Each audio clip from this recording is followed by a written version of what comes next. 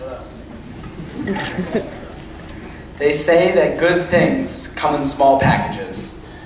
This is the perfect saying to describe Sears School. With a school of around 500 students and a grade of only 71 kids, Sears could not be more of a perfect place to learn, live, and succeed. When most of us arrived here in kindergarten, our mommies or our daddies were holding our small hands, telling us to go play, have fun, and meet new friends. It was at that point when our bond began to form. We ran and we played on the old wooden playground, and in the winter we built the fort to keep us warm. We lived lives of pure imagination. Life at Sears was nothing less than perfect. As we moved on through the grade, new people came and old people left, yet our bond was still there.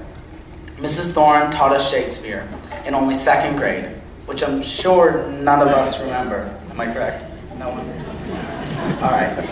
Then, in second grade, we learned to read and to write cursive, which again is useless, correct?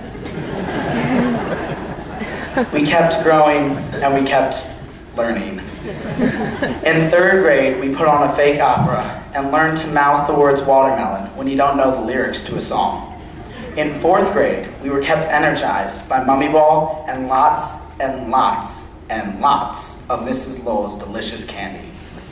We sang about Taco Bell and their magnificent refried beans. And with our stomachs and our brains full, we moved on to fifth grade. There we learned about the country and how it was created. We went back in time and visited Oprah on We the People. Also, there was a pet rock in Mr. Prestige's room. Our brains were on the ceiling in Mrs. Conahan's room. There was a chicken in Mrs. Stephen's room. And we watched dumpster diving squirrels all day long in Corell's room. We all flinched at the thought of going to the legendary Robert Crown Center. But, as most of you can see, we survived the horrific events that were foreseen that day. When the jokes were over and junior high began, we went from the top of elementary school to the bottom of middle school. We soared through sixth grade with Mrs. Fontana's grammar lessons and went into seventh grade with high hopes. We learned about exciting mounds of grass and dirt in Cahokia. We saw the state capitol in Springfield. We continued to make new friends and to fill our brains with knowledge.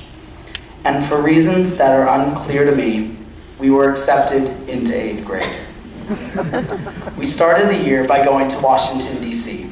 We chowed down at Ben's Chili Bowl, and we kept the tape on our doors. Mama B taught us physics and how to make cars from only balloons and wood. Mrs. Truman taught us how to write a thesis. Most of us, I still don't know how to. And to read and comprehend in deeper thought. Mr. Lebekin taught us how to write important, and sometimes, when we got in trouble, very, very meaningless paragraphs. We learned how to laugh about math with our amazing math teachers, Mrs. Romisher, Miss Up, and Miss K. And together we performed the eighth grade play Willy Wonka. And somehow, and I'm really still not sure how, we got it done. Then, all the boys got excited for their eighth grade mother-daughter banquet.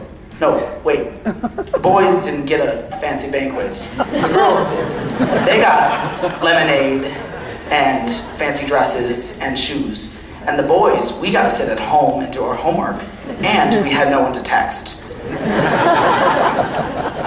But now, after all the learning has been done and the friends have been made, we depart on our separate ways. New cheer, LFA, Latin, and even though I dread to say it, Loyola. We will always have our Sears memories and friends, but most importantly, we will have our Sears bond.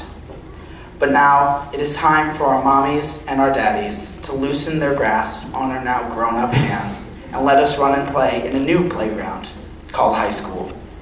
But there's one thing that I know will stay true to each and every one of us. Joseph Sears School is that good thing that comes in a small package.